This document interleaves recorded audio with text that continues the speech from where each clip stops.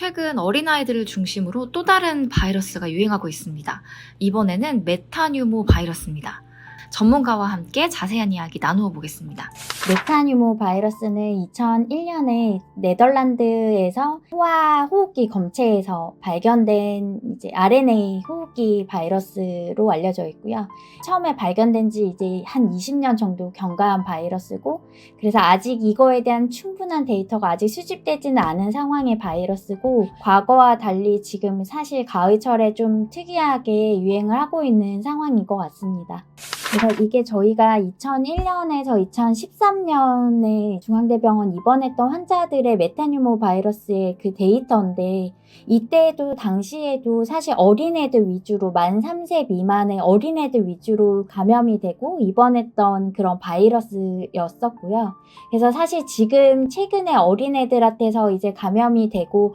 하는 거는 아무래도 모든 바이러스가 어릴 때 이제 감염이 되고 나면 재차 나중에 노출이 됐을 때는 그 증상 자체가 중증도가 떨어지다 보니까 입원하진 않고 있고, 근데 이 바이러스 자체가 워낙에 하부호흡기 감염도 자주 일으킬 수 있는 바이러스다 보니까 지금 최근에 코로나 노출로 인해서 마스크 착용을 하고 애들이 바이러스 감염에 대해서 예전보다 노출이 적던 상황에서 갑작스럽게 이렇게 좀 증가를 하다 보니까 어린애들한테서 그 중증도가 좀 높아지면서 입원하는 케이스도 생기고, 바이러스성 폐렴이라거나 모세기관전 패턴으로 애들이 입원을 하고 있는 상황인 것 같고, 그 양상은 특별하게 과거와 달리 이 바이러스의 임상 양상이 달라진 것 같지는 않습니다. 질병관리본부에서 매주마다 이제 호흡기 표준 감시를 해서 발표를 하고 있는데, 여기에 바이러스 8가지 중에서 2011년부터 이제 맨 마지막으로 메타뉴모 바이러스가 들어가서,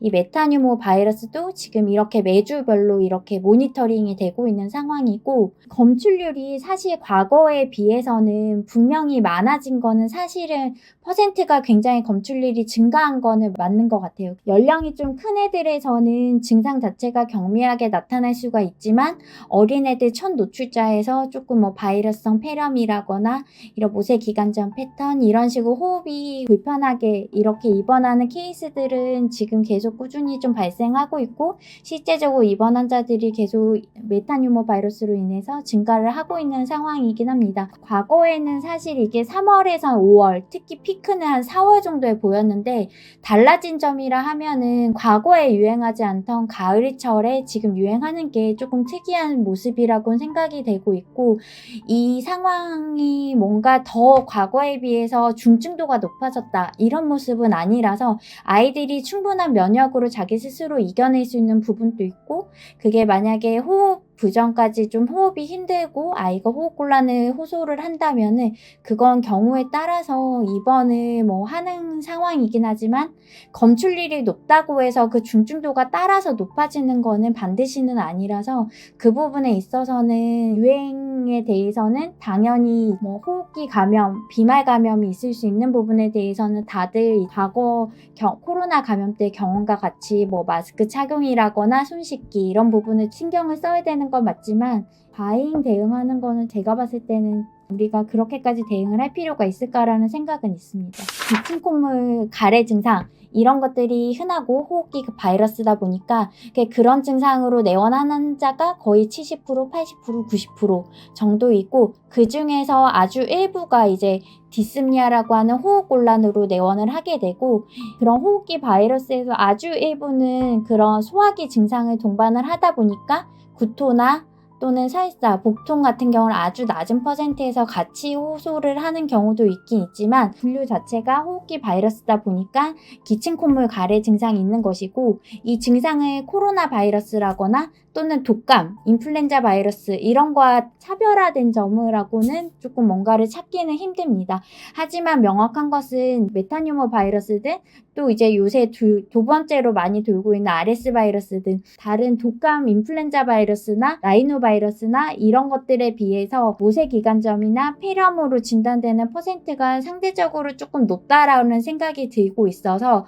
환자가 호흡곤란이 있는지 바이러스성 폐렴이나 모세기관점 호흡곤란을 보인다면 그런 환자에서는 빨리 병원 진료를 보는 게 조금 중요할 수 있을 것 같습니다. 특별하게 항바이러스의 치료가 가능한 것은 인플루엔자 바이러스밖에 없습니다. 그래서 사실 인플루엔자 바이러스 같은 경우는 감염이 확인이 되면은 타미플루로 치료를 하지만 이외에 다른 바이러스인 경우는 그거에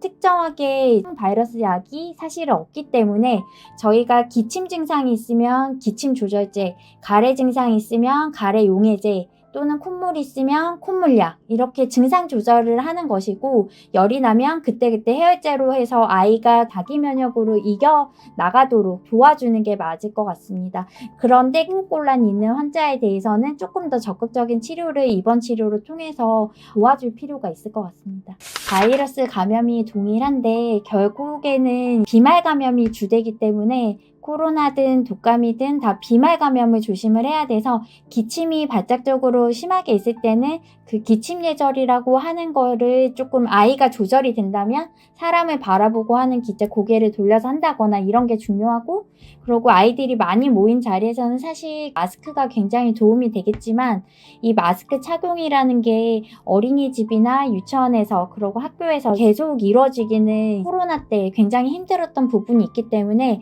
마스크 없이 노출이 되더라도 손위생을 하고 항상 먼저 외출하고 나서 씻고 개인 위생을 챙기는 게 가장 우선일 것 같고요. 어느 정도 유행을 할 때는 우리가 모르는 잠복기에 이미 노출이 환자로부터 되기 때문에 그 부분에 대해서는 적극적인 치료를 하면서 스스로 앓고 나서 면역을 얻는 거에 대해서 어른들이 옆에서 아이의 상태 관찰이 조금 더 중요할 수는 있을 것 같습니다. 과거와 다르게 메타뉴모 바이러스가 유행하는 시즌이 아닌 상황에서 유행하고 있는 것도 맞고 환자 수가 많이 발생하는 건 맞지만 앞서 보여드린 대로 호흡곤란이 발생하고 아이가 심하게 바이러스성 폐렴 이렇게 진행하는 경우는 그런 퍼센트가 아주 많지는 않습니다. 아이의 컨디션을 주의 깊게 살펴볼 필요는 있지만 과잉하게 걱정을 하거나 과잉 대응을 할 상황은 아니기 때문에 과거에 메타뉴모 바이러스가 항상 유행을 하던 바이러스였기 때문에 이거에 대해서 저희가 최근 코로나로 인해서 2년간 아이들이 마스크 착용으로 뭔가의 노출이나 아픈 적이 없어서 갑작스럽게 유행이 무섭게 다가올 수는 있겠지만 이거에 대해선 너무 과잉한 우려나 이런 거는 필요 없고 아이를 주변에서 관찰을 엄마가 적극적으로 해주시면 더 좋을 것 같습니다.